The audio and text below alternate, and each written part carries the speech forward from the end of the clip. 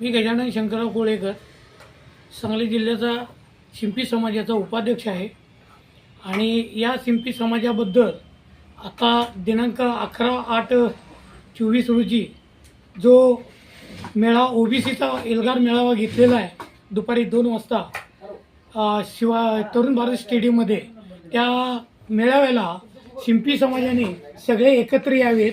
त्याच पद्धतीनं या शिंपी समाजाच्या ज्या अडचणी आहेत त्या संदर्भात आम्ही समाजाची एक मीटिंग घेतलेली होती। त्या मीटिंगामध्ये सगळ्यांनी या मेळाव्याला उपस्थित राहण्याबाबत आम्ही सगळ्यांना आवाहन केलेलं आहे।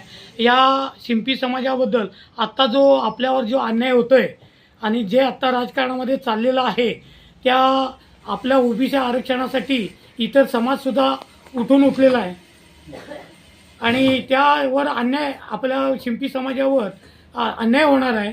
या शिंपी समाजाच्या ज्या